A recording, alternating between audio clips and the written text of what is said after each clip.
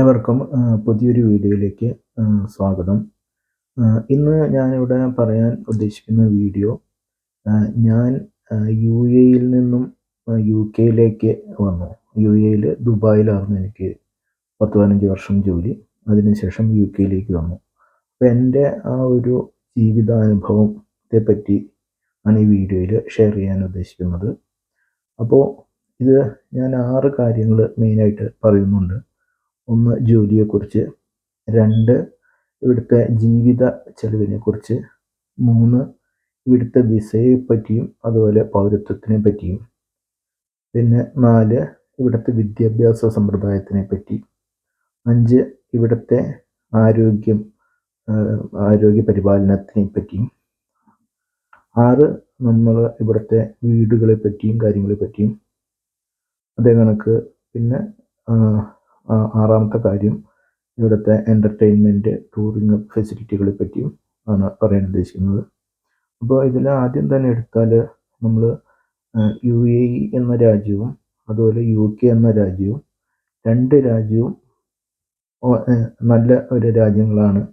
അപ്പോൾ മലയാളികളായ നമ്മൾക്ക് വന്ന് ജോലി ചെയ്യുവാനും ഇതിനും എല്ലാം പറ്റിയ രാജ്യങ്ങളാണ്. എല്ലാ രാജ്യത്തിനും അതിൻ്റേതായ മഹത്വവും ഗുണവും ഉണ്ട്. അപ്പോൾ ഇതിൽ നമ്മൾ ഒരു രാജ്യത്തിനെയും കുറ്റം പറയുകയോ ഇതോ ചെയ്യുന്നില്ല. കാരണം ഓരോ രാജ്യത്തിനും അതിൻ്റേതായ ഗുണങ്ങളും ദോഷവശങ്ങളും ഉണ്ട്. അപ്പോൾ അത് നിങ്ങൾ ആദ്യം തന്നെ മനസ്സിലാക്കുക. അപ്പോൾ ആദ്യം തന്നെ ഞാൻ പറയാൻ പോകുന്നത് ജോബിനെ പറ്റിയാണ്. അപ്പോൾ ജോലി, ഇപ്പോൾ ഒരാൾക്ക്, ഞാൻ ദുബായിലാണ് ജോലി ചെയ്തുകൊണ്ടിരുന്നത്. അപ്പോൾ ദുബായിൽ ഒരാൾക്ക് ജോലി കിട്ടണമെന്നുണ്ടെങ്കിൽ അത് വളരെ എളുപ്പമായിട്ടുള്ള ഒരു കടമ്പയാണ്. ഇപ്പോൾ നമുക്ക് 2 ഓപ്ഷൻ ഉണ്ട്. ഒന്ന്, ഏജൻസി വഴി നമുക്ക് ഏതെങ്കിലും ഒരു ഏജൻസിക്ക് പൈസ കൊടുത്തിട്ട് നമുക്ക് അവിടെ പ്ലേസ്മെൻറ്റ് തരും, അങ്ങനെ ജോലിയിൽ പ്രവേശിക്കാം. അല്ലെങ്കിൽ നമ്മൾ ഏതെങ്കിലും ഒരു ട്രാവൽ ഏജൻസിയിൽ നമ്മൾ വിസ, ഇപ്പോൾ 40 ദിവസത്തെയോ വിസിറ്റിംഗ് വിസ എടുത്തിട്ട് അവിടെ പോയി നമ്മുടെ ഒന്നുകിൽ കോണ്ടാക്റ്റ് വഴിയോ അല്ലെങ്കിൽ ഓൺലൈൻ വഴി ഓരോ വെബ്സൈറ്റുകളിൽ പോയിട്ട് നമുക്ക് ജോലി കണ്ടെത്താനായിട്ട് സാധിക്കുന്നതാണ്. പിന്നെ യു.എനെ സംബന്ധിച്ച് അവിടെ സ്റ്റുഡൻറ്റ് വിസയുടെ ഒരു ഫെസിലിറ്റി, അങ്ങനത്തെ ഒരു പരിപാടികൾ ഇല്ല. നമുക്ക് വിസ എടുത്തിട്ട് അവിടെ പോവുക, അവിടെ ജോലി അന്വേഷിച്ച് കണ്ടുപിടിക്കുക. അപ്പോൾ അതാണ് ജോലിയെപ്പറ്റി ഉള്ള ഒരു യു.എയിലെ ഒരു ഇത്. പിന്നെ അത് മാത്രമല്ല, ഇപ്പോൾ നമുക്ക് യു.എയിൽ ഇപ്പോൾ ജോലി കിട്ടാനും പ്രൊമോഷൻ കിട്ടാനും ഇപ്പോൾ കുറച്ച്, ഇപ്പോൾ ഈ നമ്മൾ ഒരു 10ാം ക്ലാസ് കഴിഞ്ഞ ഒരാളാണെങ്കിൽ നമ്മുടെ ആ കഴിവിനനുസരിച്ച് ഓരോ കമ്പനികളിലും കാര്യങ്ങളിലും നല്ലൊരു പോസ്റ്റിൽ കിട്ടാൻ എളുപ്പമുള്ളൊരു രാജ്യമാണ് യു.എ.ഇ. പ്രത്യേകിച്ച് ദുബായ് എന്ന എമിറേറ്റ്സ്. യു.എ.ഇക്ക് 7 എമിറേറ്റ്സ് ആണ് വരുന്നത്. അപ്പോൾ അതിൽ ഞാൻ ദുബായ് എന്നുള്ള എമിറേറ്റ്സിലാണ് ജോലി ചെയ്തുകൊണ്ടിരുന്നത്. പിന്നെ യു.കെയെ പറ്റി പറയുകയാണെങ്കിൽ, ഞാൻ ദുബായിൽ നിന്ന് യു.കെയിലെ ലണ്ടനിലാണ് എത്തിയത്. അപ്പോൾ യു.കെയിൽ ജോലി കിട്ടുവാൻ കുറച്ച് പ്രയാസം എന്ന് പറഞ്ഞാൽ, ഇപ്പോൾ ഞാൻ ടയർ 2 വിസയിലാണ് വന്നത്. അപ്പോൾ ടയർ 2 വിസയിൽ വന്നിരിക്കുന്ന ആളുകൾക്ക് പ്രശ്നമില്ല. പക്ഷെ പുതുതായിട്ട് ഒരാൾ വരുമ്പോൾ അയാൾക്ക് ഉള്ളൊരു ബുദ്ധിമുട്ടെന്ന് പറഞ്ഞാൽ, യു.കെയിൽ ഇപ്പോൾ സ്റ്റുഡൻറ്റ് വിസയ്ക്കോ എന്ത് വിസയ്ക്കോ ആണെങ്കിലും IELTS അല്ലെങ്കിൽ OET എന്നൊരു കടക്കേണ്ടതുണ്ട്. അത് ഇംഗ്ലീഷിൻ്റെ ടെസ്റ്റാണ്. അപ്പോൾ അത്യാവശ്യം ഇംഗ്ലീഷ് നന്നായിട്ട് അറിയാവുന്ന ഒരാൾക്കാണ് യു.കെയിലേക്ക് വരാനായിട്ട് സാധിക്കുകയുള്ളൂ. അതേ കണക്ക് യു.കെയിൽ ഇപ്പോൾ നമ്മൾ വരാനായിട്ട് നമ്മൾ ഏജൻസി വഴിയാണ് വരണമെങ്കിൽ മുമ്പ് ആളുകളെ കൊണ്ടുപോയിട്ടുണ്ടോ എന്നുള്ള കാര്യങ്ങളെല്ലാം ചെക്ക് ചെയ്തതിന് ശേഷമാണ് നമുക്ക് വരാൻ പറ്റുള്ളൂ. ഇപ്പോൾ മെയിനായിട്ട് യു.കെയിലേക്ക് ആളുകൾ, ഇപ്പോൾ ഈ പുതിയ സർക്കാർ യു.കെയിൽ ഒരുപാട് ഇമിഗ്രേഷൻ പോളിസി, ഒരുപാട് ഭേദഗതികൾ വരുത്തിയിട്ടുണ്ട്. ഇപ്പോൾ പഴയ പോലെ വരാനും അതുപോലെ ഇവിടെ നിൽക്കാനും അത്ര എളുപ്പം ഉള്ള ഒരു ഇതല്ല. കാരണം എന്താണെന്ന് പറഞ്ഞപ്പോൾ ഒരുപാട് ഈ ഇമിഗ്രൻസ്, അതായത് പല നാടുകളിൽ നിന്ന് വന്ന ആളുകൾ കൂടിയതുകൊണ്ട് അവർ കുറേ നിയമ ഭേദഗതികൾ വരുത്തിയിട്ടുണ്ട്. എന്നിരുന്നാലും ഇപ്പോൾ നമ്മുടെ നാട്ടിൽ ഇപ്പോൾ വലിയ കുഴപ്പമില്ലാത്ത ഒരു ഏജൻസി വഴി സ്റ്റുഡൻറ്റ് വിസയ്ക്ക് കയറി വരാം. ഇപ്പോൾ സ്റ്റുഡൻറ്റ് വിസ ഇവർ കൊടുക്കുന്നുണ്ട്. അതുകൂടാതെ ഇവർ കൊടുക്കുന്നത് ഈ കെയറർ വിസ എന്ന് പറയും. ഇപ്പോൾ യു.എയിൽ യു.കെനെ സംബന്ധിച്ച് ഈ കെയറർ, അതായത് കെയർ ഹോമുകൾ ഒരുപാട്, അതായത് വൃദ്ധസദനം എന്ന് നമ്മുടെ നാട്ടിൽ പറയും. അപ്പോൾ അത് മിക്ക കമ്പനികളും നടത്തുന്നത് ഇപ്പോൾ നമ്മുടെ നാട്ടിൽ നിന്ന് പണ്ട് വന്ന ഗുജറാത്തികൾ, അതുപോലെ പഞ്ചാബികൾ, പിന്നെ മാർവാടികൾ, അങ്ങനെയുള്ള ആളുകളാണ് ഒട്ടുമിക്ക കെയർ ഹോമുകളും നടത്തുന്നത്. പിന്നെ വെള്ളക്കാരെ സംബന്ധിച്ച് അവരുടെ കമ്പനികളുണ്ട്. പിന്നെ അവരുടെ ഈ പറഞ്ഞ വെള്ളക്കാരുടെ ആ ഒരു ജീവിത ശൈലി കൊണ്ടും പുതുതായിട്ട് വരുന്ന ഈ ഇന്ത്യക്കാരെ സംബന്ധിച്ച് നല്ല സമ്പാദ്യശീലങ്ങളും കാര്യങ്ങളും ആ രണ്ട് കൾച്ചറുകളുടെ ഒരു വ്യത്യാസം കാരണം ഇപ്പോൾ ഇവിടെ ഉണ്ടായിരുന്ന പഴയ കാലത്ത് വലിയ പ്രമാണികളായിട്ടിരുന്ന വെള്ളക്കാർ ഒരു ദരിദ്രരാവുകയും ഈ പണ്ട് നാട്ടിൽ നിന്ന് അഭയാർത്ഥികളെ പോലെ വന്ന ഇന്ത്യക്കാരും പാകിസ്ഥാനികളും ബംഗ്ലാദേശികളും വലിയ മുതലാളിമാരായിക്കൊണ്ടിരിക്കുന്ന ഒരു പ്രതിഭാസമാണ് UK കാണാൻ ഇപ്പോൾ സാധിക്കുന്നത്. അതെല്ലാ മേഖലയിലും അങ്ങനെയാണ്. കാരണം വിദ്യാഭ്യാസ മേഖലയിലാണെങ്കിലും ഇപ്പോൾ അതായത് ദേശികൾ എന്ന് പറയും, ഇപ്പോൾ നമ്മുടെ നാടുകളിൽ നിന്നും അതേ കണക്ക് ഇപ്പം നമ്മുടെ നാട്ടിൽ നിന്ന് പിരിഞ്ഞു പോയ പാകിസ്ഥാൻ, ബംഗ്ലാദേശ് പോലുള്ള നാടുകളിൽ നിന്നുള്ള ആളുകളാണ് ഇവിടെ ഇപ്പോൾ വലിയ വലിയ പോസ്റ്റുകളിലും വലിയ വലിയ ഇതിലും ആയിക്കൊണ്ടിരിക്കുന്നത്. കാരണം ഇവിടുത്തെ ഒരു എന്താ പറയുക, ഈ ഇവിടുത്തെ ഇൻഡിജീനിയസ് ആയിട്ടുള്ള ഒരു വെള്ളക്കാരുടെ ഒരു കുത്തഴിഞ്ഞ ജീവിതം എന്ന് വേണമെങ്കിൽ പറയാം. കാരണം എന്താണെന്ന് പറഞ്ഞു കഴിഞ്ഞാൽ അവർ അങ്ങനത്തെ ഒരു ജീവിത ശൈലി കൊണ്ടും ആണ് ഏകദേശം ഇവർക്കിടെ എന്താ പറയുക, കയ്യിലിരിപ്പ് നന്നായിരിക്കണം എന്ന് നമ്മൾ പറയൂലേ, അതുകൊണ്ട് ഇവർ നാൾക്ക് നാൾ ഇവരെ സംബന്ധിച്ച് ഒരു നാശത്തിലേക്കും നമ്മുടെ നാടുകളിൽ നിന്ന് കയറി വന്ന ആളുകൾ നന്നാവുകയും ചെയ്യുന്ന ഒരു ഇതാണ് ഇവിടെ കാണാൻ കഴിയുന്നത്. അപ്പോൾ UK ജോബിനെ പറ്റി പറയുകയാണെങ്കിൽ നമുക്ക് ജോബ് അങ്ങനെ കിട്ടാൻ കുറച്ചൊരു ബുദ്ധിമുട്ടും ഇതും പ്രയാസമുള്ള ഒരു സമയമാണ്. അതേ കണക്ക് നമ്മൾ ഈ സ്റ്റുഡൻറ്റ് വിസയിൽ വന്നിട്ടാണെങ്കിലും കെയർ ഹോം വിസയിൽ വന്നിട്ടാണെങ്കിലും നമ്മളിവിടെ വർക്ക് ചെയ്ത് കുറച്ച് സ്റ്റുഡൻറ്റ് വിസയാണെങ്കിൽ ആ സ്റ്റുഡൻറ്റ് വിസയുടെ കാലാവധി കഴിഞ്ഞിട്ട് 1 വർഷത്തിനുള്ളിൽ നമ്മൾ ജോലി കണ്ടുപിടിച്ചാലാണ് നമുക്കിവിടെ നിൽക്കാനായിട്ട് പറ്റുള്ളൂ. കെയർ ഹോം വിസയിലാണെങ്കിൽ കുഴപ്പമില്ല. കെയർ ഹോമിലെ വിസ അവർ പുതുക്കി തന്നതിൻ്റെ അനുസരിച്ച് നമുക്ക് നിന്ന് ഇവിടുത്തെ പൗരത്വം അല്ലെങ്കിൽ ILR എന്ന് പറയും, ഇൻഡെഫിനിറ്റ് ടു ലീവ് റെസിഡൻസ് എന്ന് പറയും, ILR, അതെടുക്കാനായിട്ട് സാധിക്കും. അപ്പോൾ അതാണ് ഏകദേശം UK ജോലിനെ പറ്റി പറയാനുള്ളത്. അപ്പോൾ ജോലി കിട്ടുക എന്നുള്ളത് ഇച്ചിരി കുറച്ച് പ്രയാസമുള്ളൊരു സംഭവമാണ് UK സംബന്ധിച്ച്. പിന്നെ നമുക്ക് ഇഷ്ടപ്പെട്ട ആ മേഖലയിൽ കിട്ടുക എന്നുള്ളതും നമ്മൾ കുറച്ച് വെയിറ്റ് ചെയ്ത് ഇരിക്കേണ്ട ഒരു സംഭവമാണ്. അപ്പോൾ അതാണ് UK ജോബിനെ പറ്റി പറയാനുള്ളത്. പിന്നെ പറയാനുള്ളത് കാര്യങ്ങളെന്ന് പറഞ്ഞു കഴിഞ്ഞാൽ നമ്മൾ മെയിനായിട്ട് വരുന്നത് ഇവിടുത്തെ ഒരു സിറ്റിസൺഷിപ്പ് വിസ. അപ്പോൾ അത് UAE സംബന്ധിച്ച് നമുക്ക് ഒരിക്കലും ഒരു പൗരത്വം, സിറ്റിസൺഷിപ്പ് അഥവാ പൗരത്വം ഒരിക്കലും UAE കിട്ടില്ല. പിന്നെയുള്ള ഓപ്ഷൻ ഉള്ളതെന്ന് പറഞ്ഞാൽ ബിസിനസ് വിസയുണ്ട്, ഗോൾഡൻ വിസയുണ്ട്, അതുപോലെ ഒരു എംപ്ലോയി വിസയുണ്ട്. അപ്പോൾ അങ്ങനെയുള്ള വിസകളാണ് ഇപ്പോൾ 2 കൊല്ലം കൂടുമ്പോൾ പുതുക്കി തരും. അപ്പോൾ അങ്ങനത്തെ വിസകളാണ് UAE ഉള്ളത്. പിന്നെ അതുപോലെ ഗോൾഡൻ വിസയിലാണെങ്കിൽ 10 കൊല്ലം വരെ നിൽക്കാം. ബിസിനസ് വിസയും 5 കൊല്ലം അങ്ങനെ കൂടുമ്പോൾ പുതുക്കാനായിട്ട് സാധിക്കും.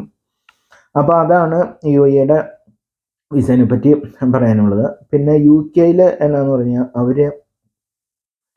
ഇവിടെ നമുക്ക് സിറ്റിസൺഷിപ്പിൻ്റെ ഓപ്ഷൻ ഉണ്ട്.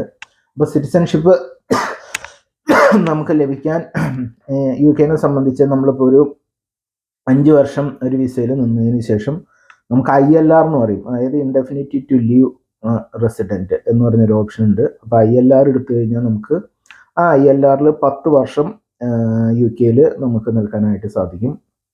അപ്പോൾ ഈ 10 വർഷം നിൽക്കാനായിട്ട് സാധിക്കും. ഇപ്പം നമുക്ക് ഇപ്പോൾ ഇവിടുത്തെ പൗരത്വം എടുക്കണ്ടെന്നുണ്ടെങ്കിൽ ഈ ILR 10 കൊല്ലം കൂടുമ്പോൾ വീണ്ടും പുതുക്കുക, വീണ്ടും 10 കൊല്ലം കിട്ടും.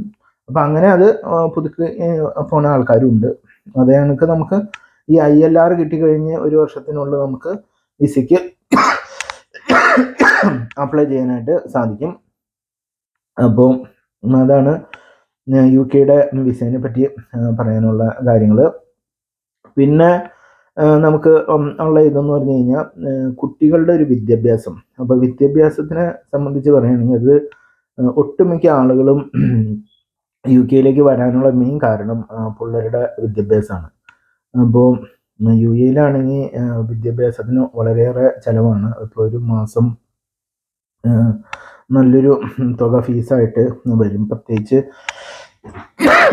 നമ്മൾ ബ്രിട്ടീഷ് കരിക്കുലത്തിലാണ് പഠിക്കണമെന്നുണ്ടെങ്കിൽ നല്ലൊരു ഫീസ് യു എയിൽ വരും. അപ്പോൾ ഏകദേശം പറയുകയാണെങ്കിൽ ഇപ്പോൾ എന്താ പറയുക, ഇപ്പോൾ ഒരു 12ാം ക്ലാസ്സിൽ പഠിക്കുന്ന ഒരു വിദ്യാർത്ഥിക്ക് യു എയിൽ ബ്രിട്ടീഷ് കരിക്കുലത്തിലാണ് പഠിക്കണമെങ്കിൽ ഒരു 17,200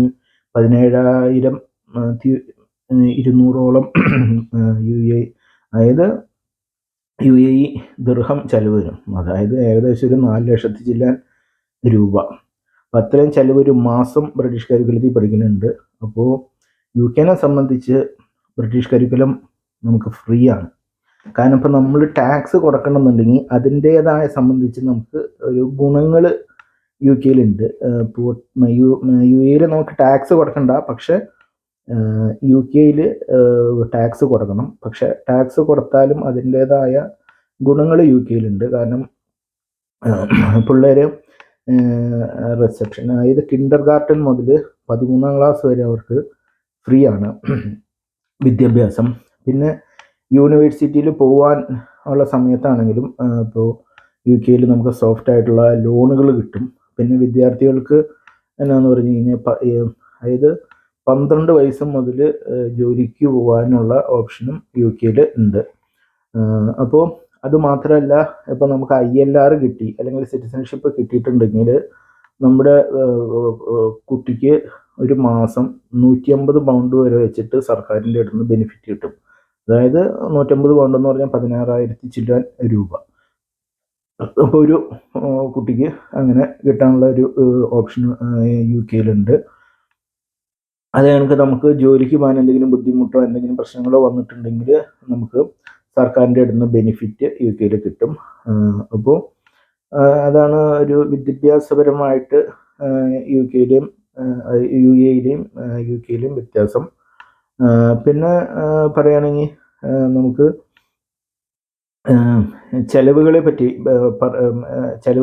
പറയുകയാണെങ്കിൽ യു എയിൽ നമുക്ക് ടാക്സ് ഇല്ലാത്തൊരു രാജ്യമാണ്.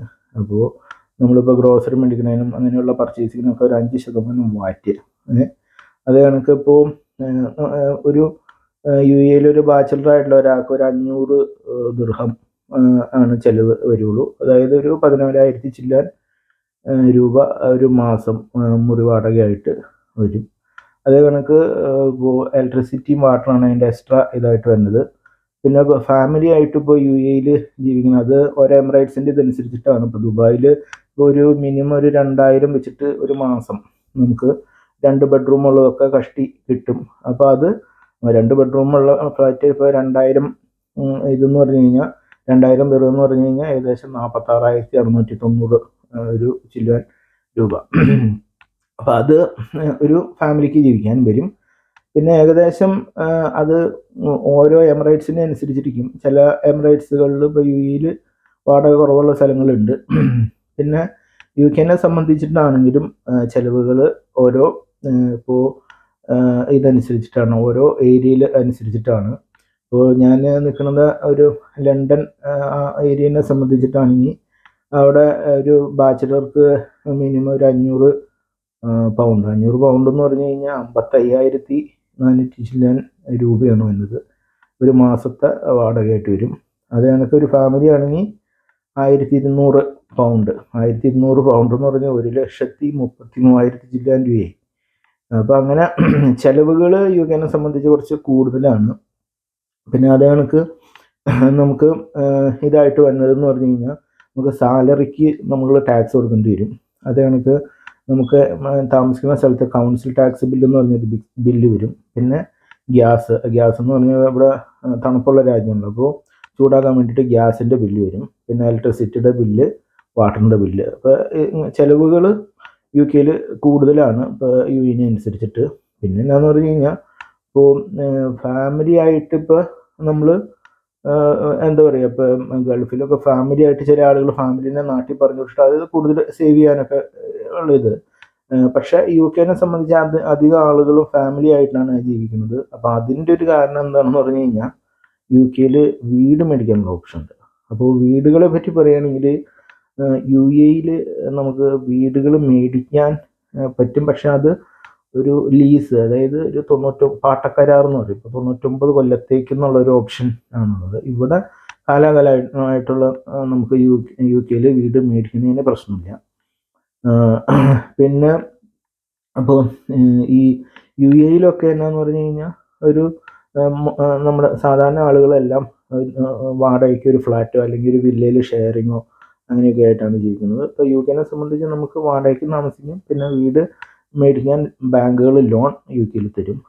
അപ്പോൾ അതെന്ന് പറഞ്ഞു കഴിഞ്ഞാൽ നമ്മൾ ഇപ്പോൾ എന്താ പറയുക, ഓരോ മാസം വാടക കൊടുക്കുന്നതിന് പകരമായിട്ട് ഈ ലോണിൻ്റെ അടവ് അടച്ച് നമുക്കത് തീർക്കാം. പിന്നെ ഇടയ്ക്കിട്ട് ഇപ്പോൾ ലോൺ വേണ്ട, നമുക്ക് നാട്ടിൽ പോകണമെന്ന് വെച്ച് കഴിഞ്ഞാൽ ആ വീട് ബാങ്കിനെ അറിയിച്ച് നമ്മൾ ആ വീട് വിറ്റിട്ട് നമുക്കിപ്പോൾ നാട്ടിൽ പോകണമെങ്കിൽ പോവാം. അപ്പം അങ്ങനെ ഉള്ള ഓപ്ഷൻ ഇവിടെ യു കെയിൽ ഉണ്ട്. പിന്നെ പറയുകയാണെങ്കിൽ നമ്മുടെ ആരോഗ്യം. അപ്പോൾ ആരോഗ്യത്തിനെ സംബന്ധിക്കുകയാണെങ്കിൽ യു കെയിൽ ഹെൽത്ത് കെയർ ഫുള്ളായിട്ട് ഫ്രീ ആണ്. യു എനെ സംബന്ധിച്ച് യു എയിൽ നമ്മൾ ഇൻഷുറൻസ് കാർഡ് എടുക്കണം. അപ്പോൾ അത് ഓരോ കമ്പനികളും ഇൻഷുറൻസ് കാർഡ് എടുക്കും. അപ്പോൾ ആ ഇൻഷുറൻസ് കാർഡിൻ്റെ ഇതനുസരിച്ചിട്ടാണ് നമുക്ക് ചികിത്സയും കാര്യങ്ങളും എടുക്കാനായിട്ട് പറ്റുള്ളൂ. പിന്നെ വലിയ ചികിത്സയ്ക്കൊക്കെ ആണെങ്കിൽ നമ്മൾ ഇന്ത്യയിലേക്ക് പോകുമായിരിക്കും ഏറ്റവും ബെസ്റ്റ് ഓപ്ഷൻ യു എനെ സംബന്ധിച്ചിട്ട്. പിന്നെ എന്താ പറയുക, പിന്നെ ഈ ഇപ്പം യു എയിൽ ഇപ്പോൾ ഒരു ഹോസ്പിറ്റൽ അഡ്മിറ്റ് ആക്കുക അങ്ങനെയുള്ളൊരു പരിപാടികൾ വരുമ്പോൾ ഒന്നുകിൽ നമുക്ക് എംപ്ലോയറിൻ്റെ സഹായം വേണം, അല്ലെങ്കിൽ ഇൻഷുറൻസ് കമ്പനിക്ക് ആ കവറേജ് ഉണ്ടെന്നുണ്ടെങ്കിൽ നമുക്കിവിടെ കീശ കീറാതെ രക്ഷപ്പെടാം.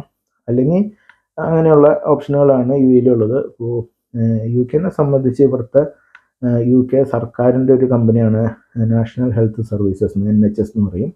അപ്പോൾ ആ NHSനെ സംബന്ധിച്ചിട്ട് നമുക്ക് ഇവിടെ ടാക്സ് പേ ചെയ്യുന്ന എല്ലാവർക്കും ചികിത്സ ഫ്രീ ആണ്. അതേ കണക്ക് ഇപ്പോൾ നമ്മൾ ഈ ഡോക്ടറിനെ അതിൻ്റെ അപ്പോയിൻമെൻറ്റ് കിട്ടാൻ ഒരു ചിലപ്പോൾ ഒരാഴ്ചയോ അല്ലെങ്കിൽ അങ്ങനെ ആ ഒരു വെയിറ്റിംഗ് പീരീഡ് ഒഴിച്ചിട്ട്, ആ ഒരു ബുദ്ധിമുട്ട് ഒഴിച്ചിട്ട് ബാക്കി പിന്നെ നമുക്കിപ്പോൾ പെട്ടെന്നുള്ള എമർജൻസിക്ക് ഇവിടുത്തെ എമർജൻസി ഡിപ്പാർട്ട്മെൻറ്റിൽ പോയാൽ നമുക്ക് ചികിത്സ ഫ്രീ ആയിട്ട് ലഭിക്കുന്നതാണ്. അതുപോലെ നമ്മൾ ഹോസ്പിറ്റലിൽ അഡ്മിറ്റ് ചെയ്താൽ നമുക്ക് 3 നേരം ഭക്ഷണം ഫ്രീ ആയിട്ട് കിട്ടും യു കെനെ സംബന്ധിച്ച്. അപ്പോൾ അങ്ങനെ യു കെയിൽ ഹെൽത്ത് കെയർ ഫ്രീ ആണ്. അതേ കണക്ക് പിള്ളേരുടെ വിദ്യാഭ്യാസവും ഫ്രീ ആണ്. അപ്പം നമ്മൾ ടാക്സ് കൊടുക്കുന്നുണ്ടെങ്കിലും അതിൻ്റേതായ ഗുണങ്ങളും നമുക്ക് ലഭിക്കുന്നുണ്ട് യു കെനെ സംബന്ധിച്ച്. പിന്നെ പറയുകയാണെങ്കിൽ നമ്മുടെ എൻ്റർടൈൻമെൻറ്റ് സംബന്ധമായിട്ടുള്ള കാര്യങ്ങൾ, അപ്പോൾ നമ്മളെ എൻ്റർടൈൻമെൻറ്റ് കാര്യങ്ങളെ പറ്റി പറയുകയാണെങ്കിൽ യു കെനെ സംബന്ധിച്ചിട്ട് യു എനെ സംബന്ധിച്ചിട്ട് പറയുകയാണെങ്കിൽ നമുക്കിപ്പോൾ ഒമാനിൽ സലാലയും അവിടെ ഇവിടെയൊക്കെ കറങ്ങാനായിട്ട് പോകാനുള്ള ഓപ്ഷൻ ഉണ്ട്. പിന്നെ നമുക്ക് ഇപ്പം നാട്ടിൽ പോകാൻ യു എയിലാണെങ്കിൽ എളുപ്പമാണ്. ഒരു 4 മണിക്കൂർ യാത്രയുള്ളൂ ഫ്ലൈറ്റിൽ. അതുപോലെ നമുക്ക് ഈ ലീവും കാര്യങ്ങളൊക്കെ കിട്ടുന്നത് എംപ്ലോയറിൻ്റെ ബേസ് ചെയ്തിട്ടാണ്. യു കെനെ സംബന്ധിച്ച് നമുക്ക് ഇഷ്ടമുള്ള സമയം നോക്കി നമുക്ക് ലീവ് എടുക്കുന്നതിന് കുഴപ്പമില്ല.